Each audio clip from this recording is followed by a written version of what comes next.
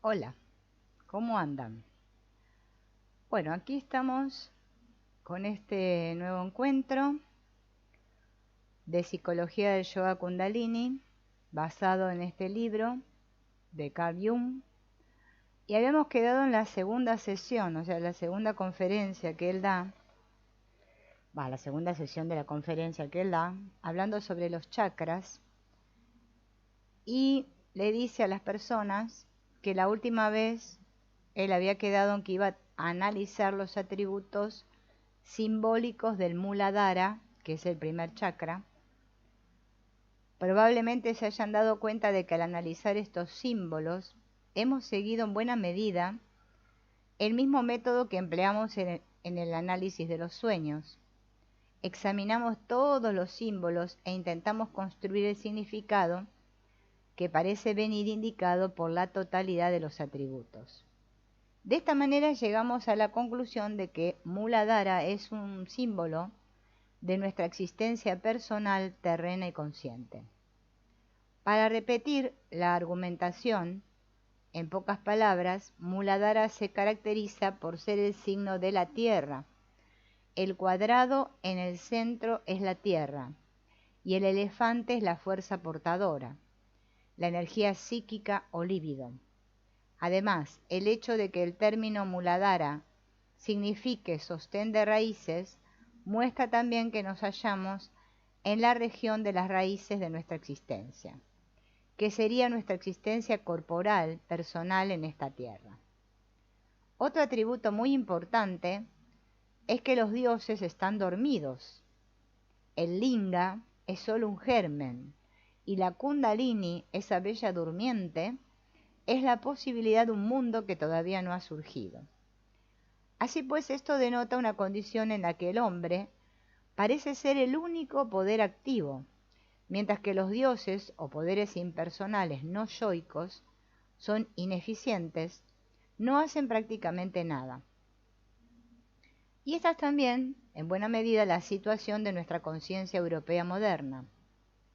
Tenemos además otro atributo que no se muestra en el símbolo mismo, pero sí aparece en los comentarios hindúes, que es la idea de que este chakra está localizado en la cavidad inferior, cosa que por lo pronto confiere al asunto un significado enteramente nuevo. Porque se trata entonces de algo que se halla dentro de nuestro cuerpo, siendo así que habíamos llegado a la conclusión de que estaba fuera, esto es, de que se trataba de nuestro mundo consciente. Que los comentarios hindúes sitúen el mundo consciente dentro de nuestro cuerpo es para nosotros un hecho asombroso. Podemos tomar este comentario exactamente como si se tratara de una asociación mental realizada por un paciente en un sueño o visión, y de acuerdo con ello, la asociación sería: se trata de algo en su vientre. Ahora bien, ¿por qué decir esto? Tal vez es que la existencia aquí en la carne, en el espacio tridimensional, realmente tiene algo que ver con el símbolo en cuestión. Quizás es una condición que puede expresarse mediante la alegoría del abdomen, como si estuviéramos dentro de un abdomen. Y estar en un abdomen significaría estar dentro de la madre, en una condición de desarrollo o de comienzo. Este punto de vista arrojaría una luz peculiar sobre nuestro simbolismo. Implicaría la idea de que nuestra existencia actual, este mundo, es una especie de vientre. Somos meros comienzos, meros embriones. Somos solo gérmenes que tienen todavía que llegar a ser, como un huevo en un vientre. Por supuesto, esto es solo un comentario para mostrar cómo un hindú consideraría nuestro mundo. Tal cual es, tal vez se representa su propio mundo consciente como si fuera un mero parvulario. Pero esto ya es un trozo de filosofía. Como ven, el planteamiento ofrece una analogía con la filosofía cristiana, según la cual esta existencia personal actual es solo transitoria. No hemos sido concebidos para permanecer en esta condición. Estamos puestos en la tierra con la idea de que nos hagamos cada vez mejores y cuando muramos nos convertiremos en ángeles. En el mundo islámico se da también esta misma idea. Recuerdo una conversación que tuve con un árabe en las tumbas de los califas en el Cairo. Yo estaba admirando una tumba realizada en un estilo maravilloso, y él se dio cuenta de mi admiración y dijo: ustedes los europeos son gente rara. Admirar esta casa es lo que nosotros hacemos, pues es en lo que creemos. Ustedes creen en dólares, automóviles y ferrocarriles. Pero, ¿qué es más sabio? ¿Construir una casa para poco tiempo o para mucho tiempo? Si uno sabe que se va a estar en un lugar solo pocos años y que más tarde va a pasar a otro sitio 50 años, ¿construiría su casa para esos pocos años o para los 50 años? Yo respondí naturalmente que para los 50 años, y él continuó: eso es lo que hacemos nosotros. Construimos nuestras casas para la eternidad, que es donde más tiempo estaremos. Tal es el punto de vista de muchos pueblos, se trate de hindúes, cristianos o mahometanos. Según su idea, Muladhara es algo transitorio, la condición emergente en la cual las cosas comienzan. Por supuesto, esto se opone a lo que cree la gente de hoy. Nosotros leemos los periódicos y contemplamos el mundo económico y político, convencidos de que esta es la realidad definitiva, como si todo dependiera de lo que fuésemos a hacer con la divisa, las condiciones económicas, etc. Todos somos un poco fanáticos de estas cosas, como si fuera obvio que lo correcto es interesarse por ellas. Pero esos otros pueblos son innumerables. Somos pocos en número, comparados con los que tienen un punto de vista completamente distinto sobre el significado del mundo. Para ellos somos simplemente ridículos. Vivimos en una especie de ilusión acerca de nuestro mundo. Así pues, este punto de vista de las filosofías yoga forma parte, en buena medida, de una tendencia general del mundo filosófico y religioso. La consideración de Muladhara como un fenómeno transitorio está muy extendida. Para nuestro propósito podemos dejar a un lado este comentario filosófico concreto, y es bastante interesante, pero no debemos perturbarnos, porque nosotros tenemos que dar por hecho que este es el mundo en el que suceden las cosas reales, que este es el único mundo y que quizás no hay nada más allá, al menos carecemos de experiencias que pudieran probárnoslos. Tenemos que interesarnos por esta realidad inmediata.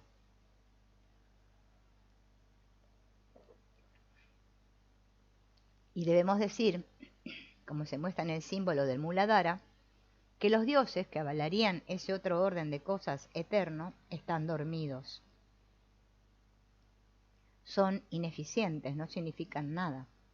Pero estamos autorizados a admitir que en el centro mismo de ese campo de conciencia hay gérmenes de algo que apunta a un tipo diferente de conciencia, aunque por el momento están inactivos. Así pues, para decirlo en términos psicológicos, es evidente que incluso nuestra conciencia, esa conciencia de la que creemos que no es nada más que y perfectamente clara, autoevidente y banal, incluso en ella hay una chispa de algo que apunta hacia otra concepción de la vida. Esto es simplemente la confirmación de un punto de vista generalmente aceptado, pues por consenso, por concordancia en la opinión de todo el mundo, se acepta que en algún lugar en el interior de nuestra conciencia existe algo semejante, que hay dioses dormidos o un germen que puede hacernos capaces, como ha hecho capaces a numerosas personas, de contemplar el mundo de Muladhara desde una perspectiva enteramente distinta, que le permite poner patas arriba al Muladhara en el fondo del tronco, donde las cosas comienzan, lo cual significa que en el gran cuerpo del mundo cósmico, este mundo ocupa el lugar más bajo, el lugar del comienzo. De esta manera, lo que nosotros consideramos la culminación Espérenme un segundito.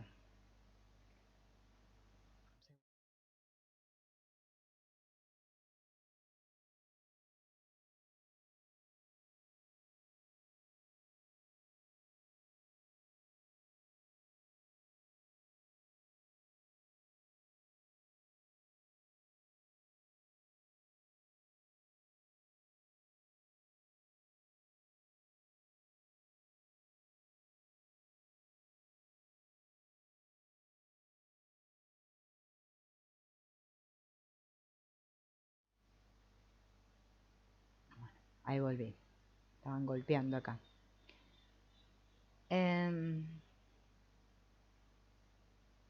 ¿Dónde estaba yo ahora?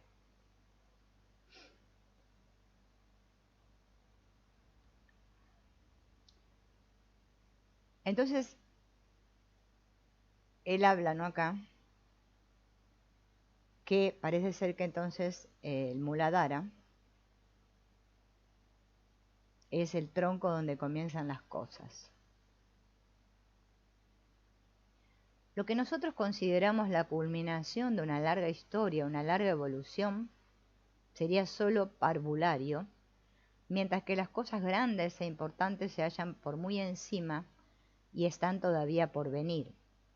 De la misma manera que los contenidos inconscientes que nosotros sentimos abajo nuestro abdomen, se elevan lentamente hacia la superficie y se tornan conscientes, de forma que volvemos a tener la convicción de que esto es definitivo. Esto es realmente lo que buscamos. Mientras permanecía allá abajo en el abdomen, no hacía otra cosa que perturbar nuestras funciones. Era un pequeño germen. Pero ahora es un embrión, o mientras alcanza la conciencia, empieza a ser lentamente considerado como un árbol plenamente desarrollado. Si ustedes consideran de este modo el símbolo del Muladhara, entenderán cuál es el propósito del yoga al despertar el Kundalini. Se trata de separar del mundo a los dioses para hacer que se vuelvan activos. Con ello comienza el nuevo orden de cosas. Desde la perspectiva de los dioses, este mundo es menos que un juguete. Es una semilla en la tierra, mera potencialidad. La totalidad de nuestro mundo de conciencia es solo una semilla para el futuro. Y cuando uno consigue despertar a Kundalini, haciendo que comience a moverse, abandonando su mera potencialidad, se da principio necesariamente a un mundo que es un mundo de eternidad totalmente diferente de nuestro mundo. Ahora entenderán por qué dediqué tanto tiempo a hablar de esta cuestión.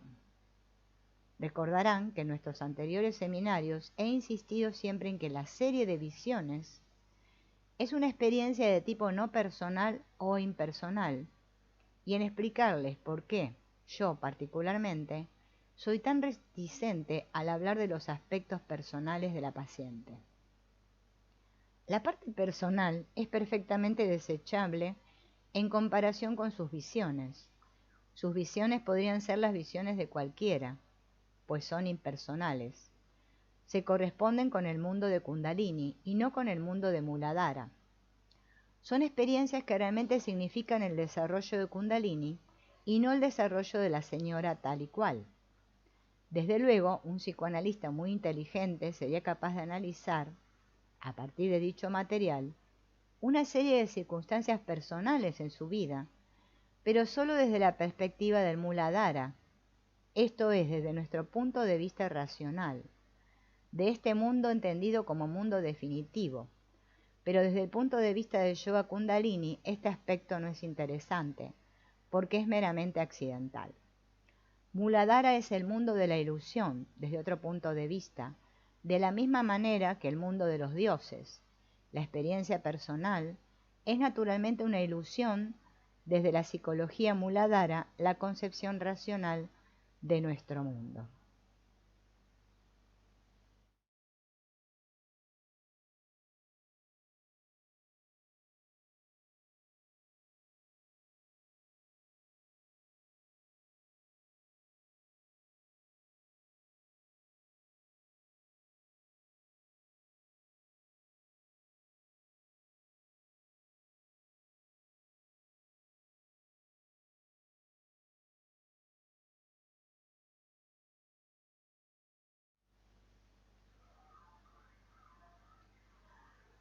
Bien, si insisto en este simbolismo particular, es porque verdaderamente puede ofrecerles a ustedes una oportunidad incomparable de entender qué quiere decir experiencia impersonal. Y por la dualidad peculiar, incluso duplicidad, de la psicología humana, en la que estos dos aspectos se entrecruzan de manera desconcertante. Por un lado está el aspecto personal, en el cual solo tiene significado lo personal. Por otro, una psicología en que lo personal resulta completamente carente de interés y valor, fútil e ilusorio. A la existencia de estos dos aspectos se debe que nosotros tengamos conflictos fundamentales y también la posibilidad de adoptar otro punto de vista que nos permite criticar y juzgar, reconocer y comprender. Porque cuando se es uno con una cosa, se es completamente idéntico a ella y no cabe compararla, ni discriminarla, ni reconocerla. Si uno quiere comprender, tiene que tener siempre un punto de vista fuera. Así, la gente de carácter problemático y llena de conflictos es la gente que puede desarrollar una mayor capacidad de comprensión, pues su propia naturaleza problemática los capacita para ver otros aspectos y para juzgar por comparación. Posiblemente no podríamos juzgar acerca de este mundo si no tuviésemos un punto de vista externo, y este viene dado por el simbolismo de las experiencias religiosas. Ahora bien, si el yogi o el hombre occidental logran despertar a Kundalini, lo que comienza no es en modo alguno un desarrollo personal, aunque por supuesto un desarrollo impersonal puede influir en el estado personal de manera positiva, pero no siempre es así. Lo que comienza cuando despierta Kundalini son sucesos impersonales con los cuales uno no debería identificarse. Si lo hace, las consecuencias perjudiciales se dejarán sentir pronto. Uno experimenta una inflación, todo se trastoca. Esta es una de las grandes dificultades de experimentar con lo inconsciente, que uno se identifica con ello y se vuelve un imbécil. Miren lo que dice Jung, ¿eh? Estoy leyendo el libro. No deben ustedes identificarse con lo inconsciente. Deben mantenerse fuera, al margen, observando con objetividad qué sucede. Pero entonces se advierte que todos los sucesos que acontecen en este orden de cosas impersonal, no humano, tienen la desagradable cualidad de adherirse a nosotros o que nosotros nos adhiramos a ellos. Es como si Kundalini, en su movimiento ascendente, nos empujase consigo, como si fuéramos parte de dicho movimiento. Es cierto que somos una parte, pues en ese momento somos lo que contiene a los dioses. Estos son gérmenes en nosotros, gérmenes en el Muladhara, y cuando estos comienzan a moverse tienen los efectos de un terremoto que nos sacude y derriba nuestras casas. Cuando se produce tal conmoción, somos arrastrados con ella y desde luego podemos pensar que ascendemos. Pero por supuesto, una cosa es volar y otra, distinta, ser levantado por una ola o por un fuerte viento. Porque volar es una actividad que realiza uno mismo, que puede descender de nuevo con toda seguridad, pero ser levantado hacia lo alto es algo que escapa al control propio, y al cabo de un tiempo uno volverá a ser depositado abajo de una forma muy desagradable, lo cual supone una catástrofe. De este modo, lo prudente es no identificarse con estas experiencias y tratarlas como si fueran algo situado fuera del ámbito humano. Y es necesario. De otra manera, ustedes serán víctimas de inflación psíquica. Y una inflación es una forma leve de demencia, un término suave para designarla. Y si la inflación se torna tan absoluta que origina un estallido, se tratará de una esquizofrenia. Por supuesto, la idea de una experiencia psíquica impersonal es muy extraña para nosotros y resulta extremadamente difícil aceptar algo semejante, porque estamos tan imbuidos de la idea de que nuestro inconsciente es nuestro. Por eso decimos mi inconsciente, tu inconsciente, su inconsciente. Y nuestro prejuicio es tan fuerte que nos resulta enormemente difícil deshacer la identificación.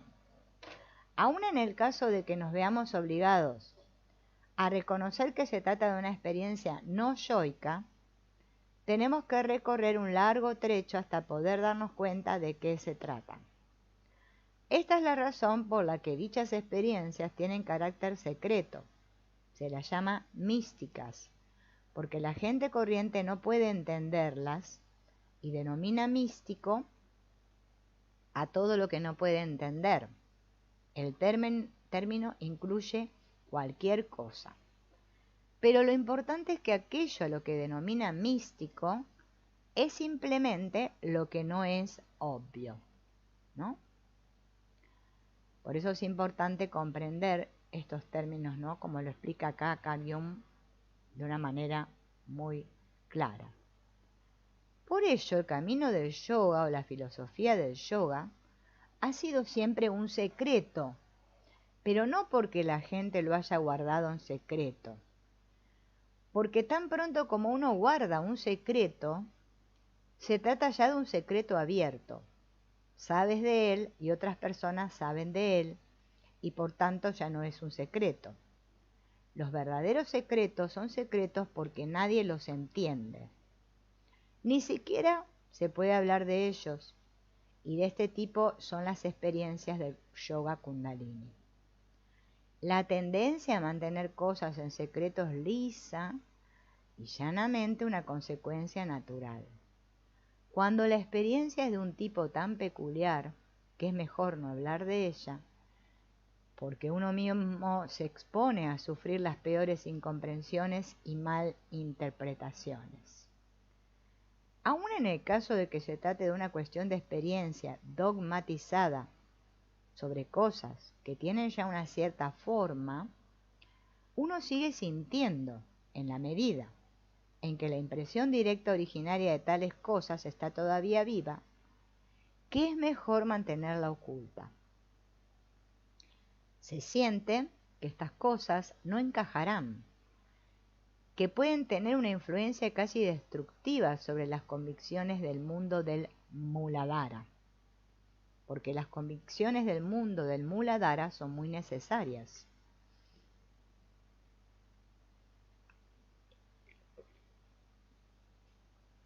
Resulta extremadamente importante ser racional, creer que nuestro mundo tiene un contorno preciso, que este mundo es la culminación de la historia y la cosa más deseable.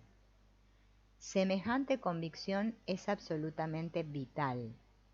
De lo contrario, uno permanece separado del Muladhara, no entra nunca en él, no ha nacido nunca siquiera.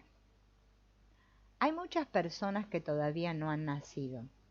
Dan la impresión de estar aquí y de hecho caminan entre nosotros, pero en realidad todavía no han nacido porque se hallan detrás de un muro de cristal. Están en el vientre. Están en el mundo solo en libertad condicional y pronto tendrán que retornar al pléroma del que surgieron originalmente. No han formado una relación con el mundo, están suspendidas en el aire, son neuróticos que viven una vida provisional. Dicen, ahora vivo bajo tales y cuales condiciones.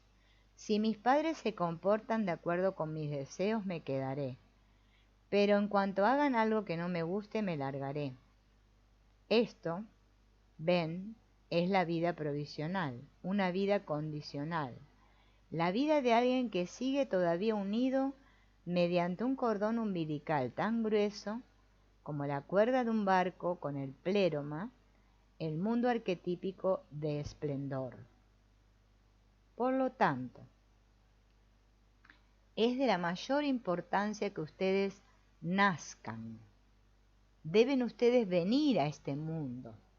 De lo contrario, no pueden percibir la verdadera naturaleza del mismo y el sentido de este mundo se habrá malogrado. En semejante caso, solo queda volver a ser arrojado al caldero y nacer de nuevo. Los hindúes tienen una teoría extraordinariamente interesante sobre esto. La metafísica no es mi fuerte, pero debo admitir que en ella hay una gran cantidad de psicología. Es extremadamente importante hallarse en el mundo, planificar realmente la propia entelequia, el germen de la vida que uno mismo es. En caso contrario, no es posible iniciar el proceso de Kundalini. No es posible separarse. Uno simplemente es devuelto y nada ha sucedido. Se trata de una experiencia absolutamente carente de valor. Deben ustedes creer en este mundo, echar raíces, hacerlo lo mejor que puedan, incluso en el caso de que tengan que creer en las cosas más absurdas. Creer, por ejemplo, que este mundo es algo claro y determinado, que tiene una importancia absoluta el hecho de que se firme tal y cual tratado.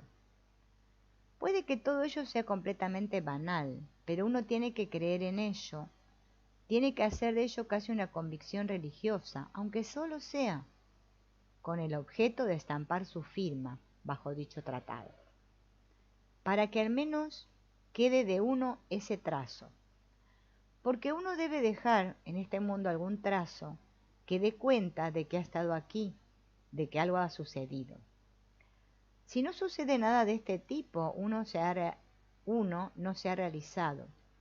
El germen de vida ha caído en una gruesa capa de aire que lo mantiene en suspenso. No ha tocado nunca el suelo y por tanto tampoco ha podido nunca producir la planta.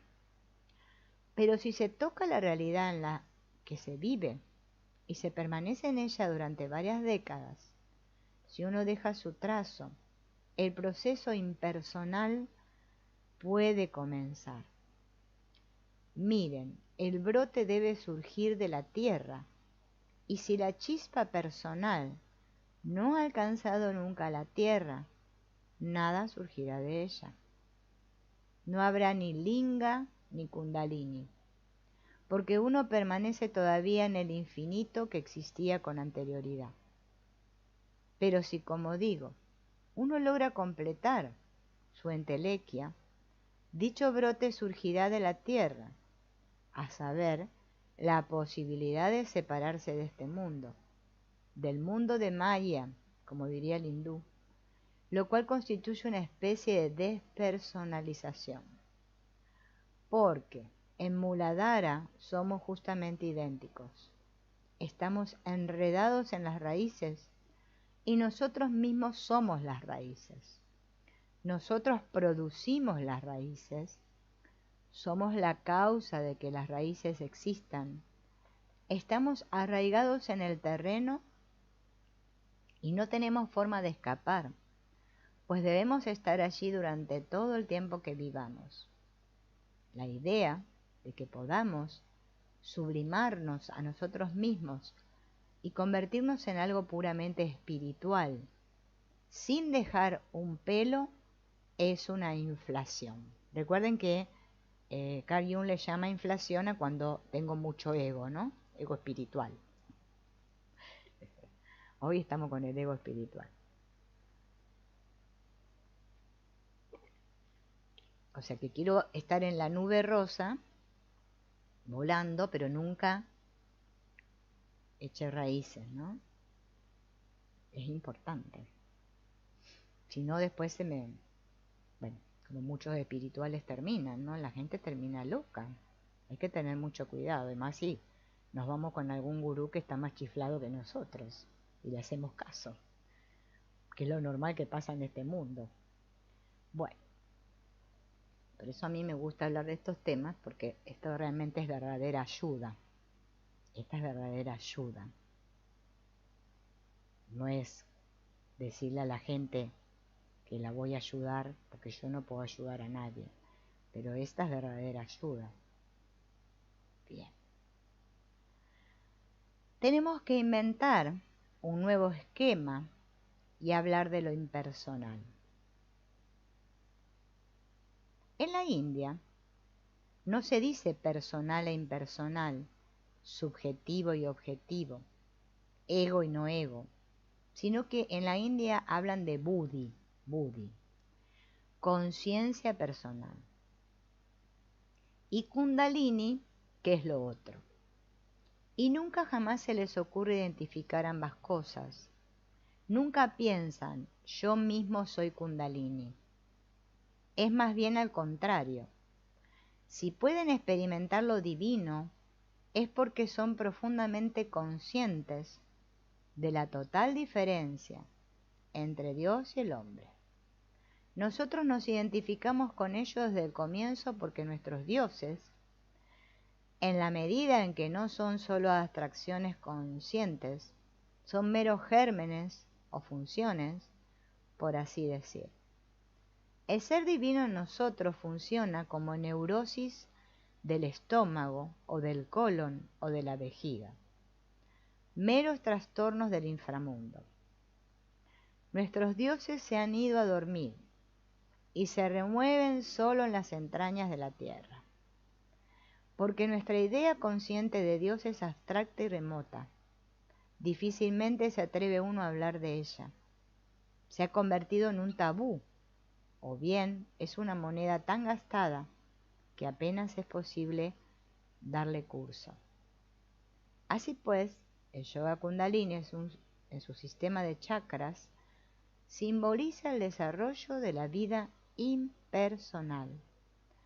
Es también, por tanto, simultáneamente un simbolismo iniciático, y es el mito cosmogónico.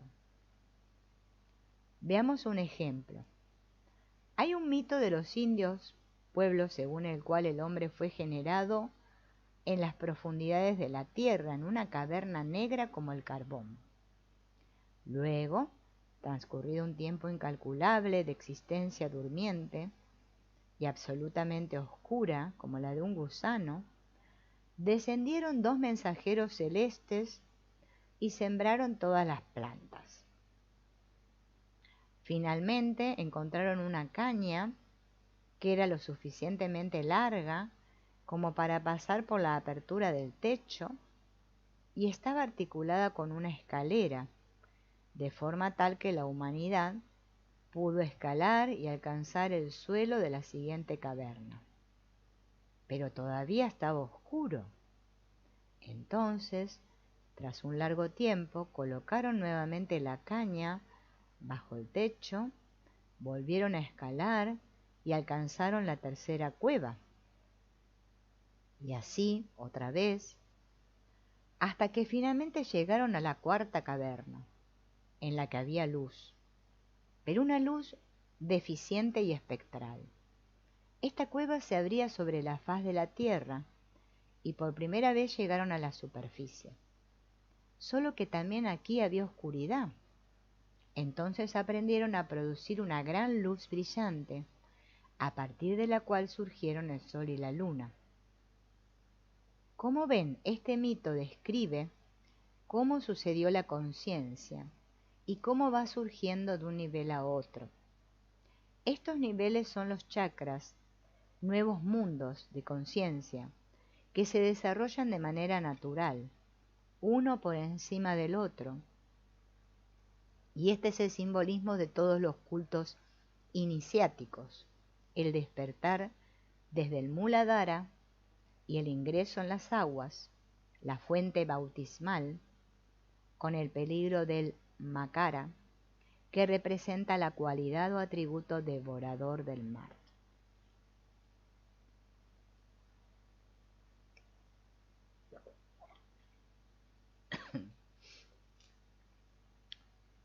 Entonces, si uno pasa a través del peligro, se llega al siguiente centro, Manipura, que significa abundancia de joyas.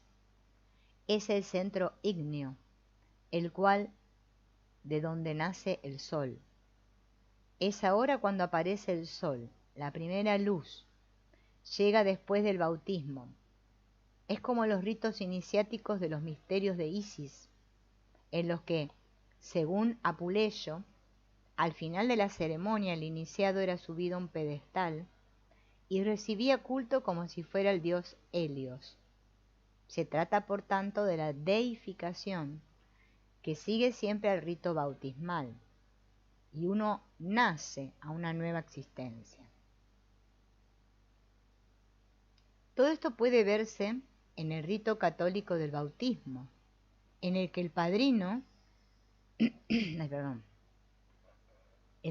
sostiene al niño y el sacerdote se aproxima con la vela encendida y dice: te doy la luz eterna, lo cual quiere decir: te doy un vínculo con el sol, con el Dios. Recibes el alma inmortal que no poseías anteriormente. Eres pues un doblemente nacido. Cristo recibe su misión y el Espíritu de Dios durante su bautismo en el Jordán. Solo es Cristo después del bautismo, pues Cristo significa el ungido. Él también es un doblemente nacido. Ahora está por encima del hombre mortal ordinario que era en su condición de Jesús, que era el hijo del carpintero. Es ahora Cristo, una personalidad no personal o simbólica. Deja de ser una mera persona perteneciente a tal familia. Pertenece a la totalidad del mundo y en su vida se pone de manifiesto que este rol es más importante que el hecho de ser el hijo de José y María. Así pues, Manipura es el centro de la identificación con el Dios, donde uno se convierte en parte de la sustancia divina y posee un alma inmortal. A partir de ahora, formas parte de algo que ya no existe en el tiempo, en el espacio tridimensional. Ahora perteneces a un orden de cosas cuatridimensional, en el que el tiempo es una extensión, en el que el espacio no existe y el tiempo no es, en el que solo hay duración infinita. Esto se llama la eternidad. Se trata aquí de un simbolismo antiguo y universal, que no solo se da en el bautismo cristiano o en los misterios de Isis. Por ejemplo, en el simbolismo religioso del antiguo Egipto, el faraón difunto va al inframundo y se embarca en la nave del sol. Como ven, aproximarse a la divinidad significa escapar a la inanidad de la existencia personal y conseguir la existencia eterna, escapar a una forma no temporal de existencia. El faraón sube a la nave del sol, viaja a través de la noche, conquista a la serpiente y luego asciende de nuevo con el Dios y se eleva por encima de los cielos para toda la eternidad. Tal idea se extendió en los últimos siglos, de modo tal que incluso los nobles, que habían sido especialmente partidarios del faraón, conseguían ascender a la nave de Ra, y esta es la razón por la que aparecen tantas momias enterradas en las tumbas de los faraones. La esperanza era que todos los cuerpos de dichas tumbas ascenderían con él. En una tumba recientemente excavada en Egipto, encontré algo muy conmovedor. Poco antes de cerrar la tumba de este noble particular, uno de los trabajadores depositó un niño pequeño que acababa de morir en una pequeña cesta miserable de mimbre con unos cuantos trocitos de tela justo al lado de la puerta, con la intención de que el niño, que probablemente era su hijo, ascendiera con el noble en el gran día del juicio. El hombre aceptaba su propia inanidad, pero su hijo, por lo menos, tenía que llegar al sol. Así pues, es muy correcto llamar a este centro abundancia de joyas, al Manipura, ¿no? Se trata de la gran riqueza del sol, de la plenitud inagotable de poder divino a la que el hombre accede mediante el bautismo. Pero por supuesto todo esto es simbólico. Pasamos ahora a la interpretación psicológica, que no es tan fácil como el método simbólico comparativo. Es mucho menos fácil comprender Manipura desde un punto de vista psicológico.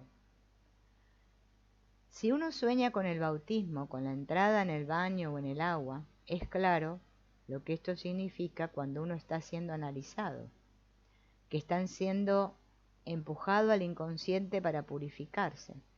Deben entrar en el agua a fin de renovarse. Pero queda todavía oscuro qué viene después del baño. Resulta muy difícil explicar en términos psicológicos qué vendrá a continuación, una vez que se ha entrado en contacto con lo inconsciente. Tengan en cuenta que esta cuestión no es fácil de responder, pues se sentirán inclinados a darle una respuesta abstracta, y para ello hay una razón psicológica. Bien, entonces ahora lo que empieza a hacer él acá es a explicar el significado psicológico de este chakra.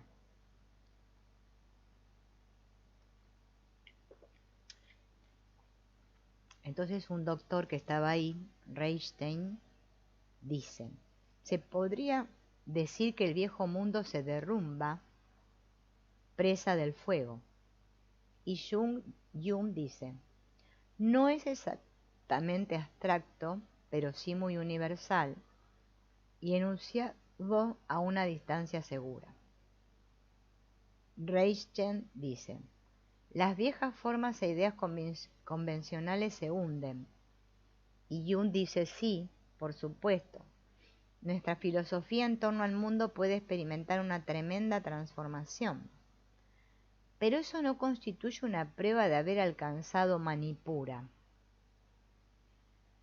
Pero, ¿no es acaso Manipura un símbolo del fuego, de cosas quemadas? Bueno, dice Jung, no es solo un símbolo destructivo, significa, más bien, una fuente de energía.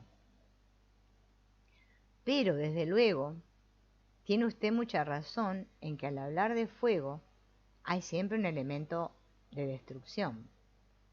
La mera mención del fuego basta para suscitar la idea de destrucción. Con ello, apunta usted al miedo como causa de la abstracción. Tendemos fácilmente a ser abstractos cuando no queremos tocar una cosa que está demasiado caliente. Y la señorita Hannah pregunta, ¿uno no es capaz entonces de ver a la vez los opuestos? Y Jung dice, sí, muy abstracto, pero podría decirlo de una forma más completa. Y la señorita Sawyer dice, en las visiones la paciente acudía al lugar en que tenía que soportar el fuego y entonces las estrellas caían. Así empezaba lo impersonal. Y Jung dice, muy bien, ahí tenemos una conexión. Y Bertine, que es un doctor,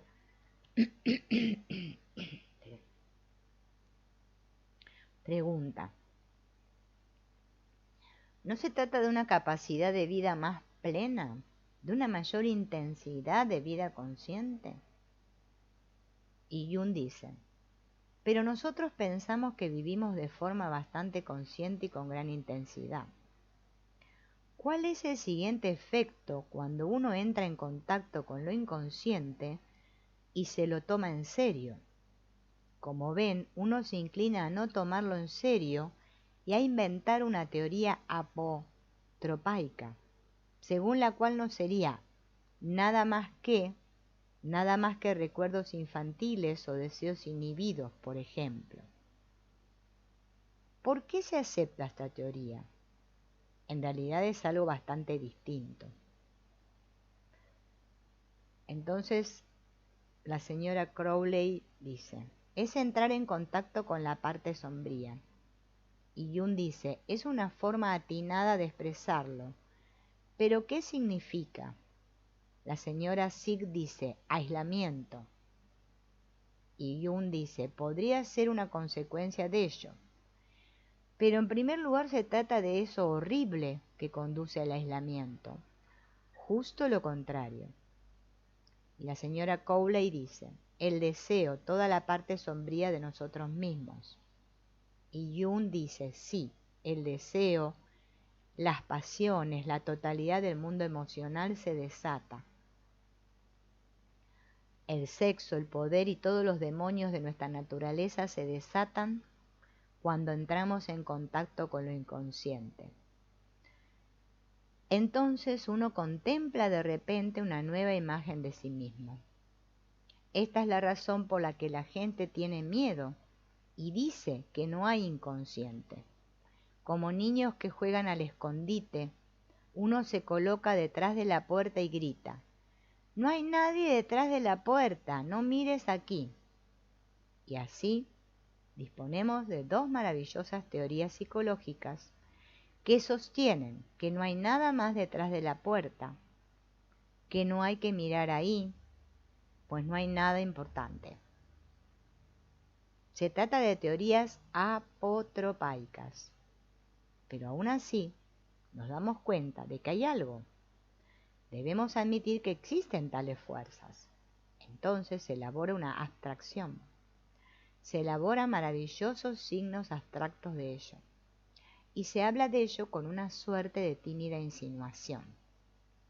Se habla eufemísticamente, de la misma manera que los marineros nunca se atrevían a decir, este maldito mar del demonio, este funesto mar, siempre tempestuoso que destruye nuestros barcos, sino que decían, el mar hospitalario y benevolente, con el objeto de no suscitar esas señales de alarma o de no irritar a esos oscuros demonios del viento. En lugar de decir el arzobispo de Canterbury, se dice su gracia, y tampoco se dice que el Papa ha promulgado una encíclica disparatada, sino que se dice que lo ha hecho el Vaticano. Y en lugar de hablar de todos esos mentirosos del diablo, se dice Wilhelm Strasse o Downing Street o Quad de Orsay. Esta es la forma eufemística, abstracta, de decir las cosas. Nuestra ciencia persigue el mismo objetivo al emplear palabras latinas y griegas, construir un maravilloso escudo frente a los demonios. A los demonios les asusta el griego porque no lo entienden. Y esa es la razón, como usted acaba de demostrar, por la que hablamos de esa forma abstracta. Así pues se trata justamente de eso. Uno entra en el mundo del fuego, donde las cosas se ponen a rojo vivo. Tras el bautismo se entra directamente en el infierno. En eso consiste la enantiodromía. Y ahora llega la paradoja de Oriente. Es también una abundancia de joyas. Pero, ¿qué es la pasión? ¿Qué son las emociones? Allí se encuentra la fuente del fuego, la abundancia de energía. Un hombre que no arde no es nada, es algo ridículo, es bidimensional. Debe arder a una costa de convertirse en objeto de burla. Una llama debe arder en alguna parte, en caso contrario, no hay luz que alumbre, ni calor, ni nada. Resulta terriblemente embarazoso, desde luego, es algo doloroso, conflictivo, aparentemente una mera pérdida de tiempo, porque es algo opuesto a la razón. Pero la maldita Kundalini dice, es la abundancia de joyas. Allí está la fuente de la energía. como Heráclito dijo muy atinadamente, la guerra es el padre de todas las cosas. Ahora, este tercer centro, el Manipura estamos hablando, ¿no? Es el que está acá en el ombligo, ¿no? Es el centro de las emociones. Está localizado en el plexo solar o el centro del abdomen. Ay, justo pasa el botellero, bueno, o no, el verdulero, no sé qué sé yo qué. Ya les he contado que mi primer descubrimiento fue que estos chakras tienen que ver con lo que se denomina localizaciones psíquicas. Este centro, el Manipura, sería la primera localización psíquica que cae dentro de nuestra propia experiencia psíquica consciente. Debo referirme de nuevo a la historia de mi amigo, el jefe del pueblo, que pensaba que todos los americanos eran unos locos porque estaban convencidos de que el pensamiento sucede en la cabeza. Él decía, pero si pensamos en el corazón, esto es anahata. Y hay además tribus primitivas que tienen su localización psíquica en el abdomen, lo cual también vale respecto de nosotros, pues hay una cierta categoría de sucesos psíquicos que acontecen en el estómago. Por eso se dice, tal cosa me estomaga. Y cuando uno está muy enfadado, agarra ictericia, y si tienes miedo, te da diarrea. Y cuando alguien se halla en una actitud de especial obstinación, se estriñe. Con ello pueden ver lo que significa localización psíquica. Pensar en el abdomen significa que hubo una vez un tiempo en que la conciencia era tan difusa que la gente solo advertía aquellas cosas que alteraban sus funciones intestinales y simplemente pasaba por alto todo lo demás. No existía porque no tenía ningún efecto sobre él. Todavía quedan restos de eso entre los aborígenes del centro de Australia, que tienen todo tipo de ceremonias extravagantes para conseguir darse cuenta de algo. Ya les hablé de la ceremonia que sirve para enfadar a alguien, y pueden verse otras formas de lo mismo en todas las tribus. Antes de decidirse a ir de casa, hay que realizar un completo ceremonial por medio del cual se logra que estén de humor para ir a cazar. De otra manera no lo hacen. Tienen que estar excitados por algo. No solo tiene que ver con los intestinos, sino con la totalidad del cuerpo.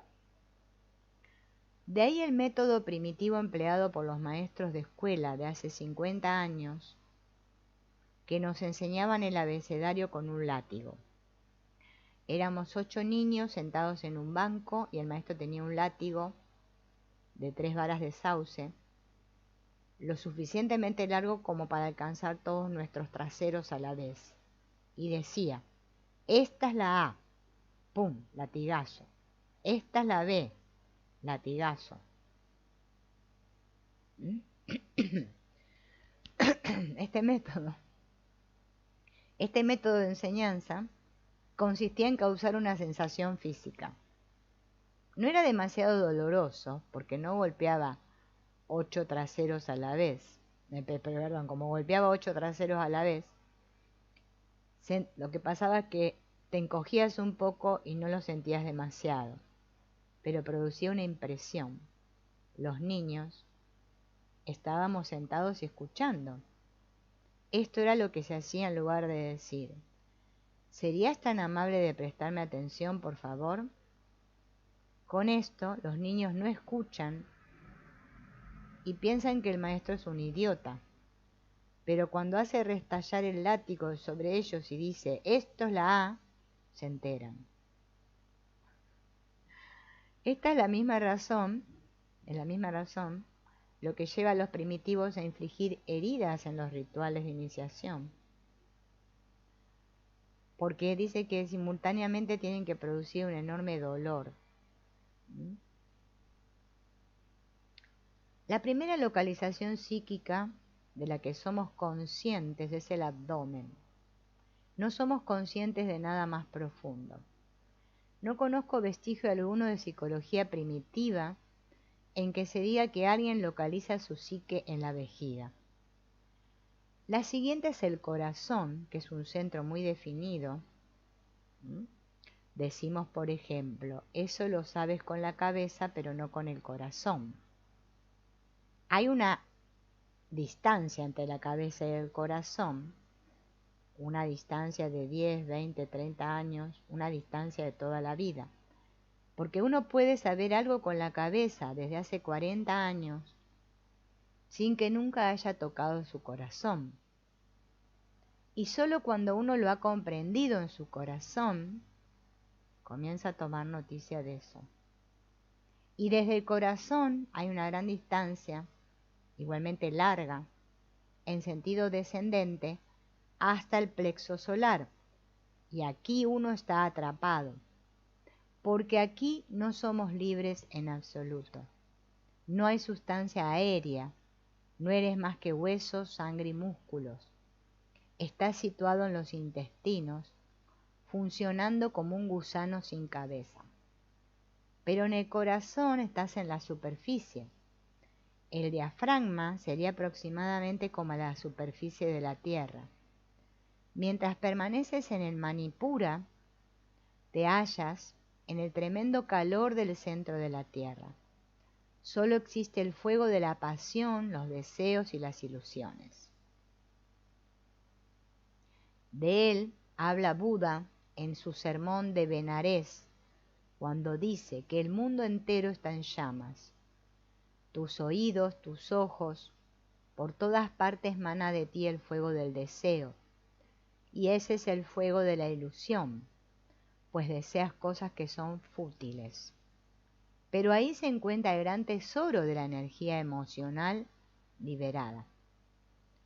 Por eso cuando la gente entra en contacto con lo inconsciente, a menudo ingresa en un estado extraordinario, estallan en llamas, explotan, emergen viejas emociones enterradas, comienzan a llorar por cosas sucedidas hace 40 años atrás.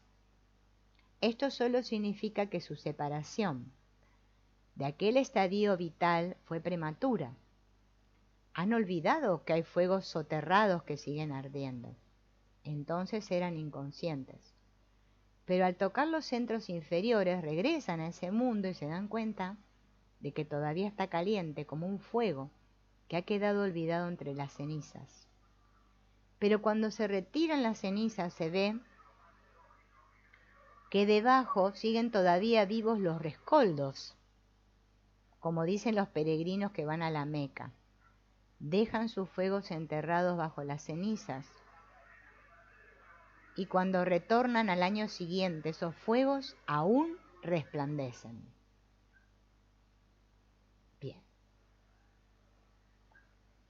Bueno amigos, por ahora vamos a dejar acá porque ya no me da más la garganta.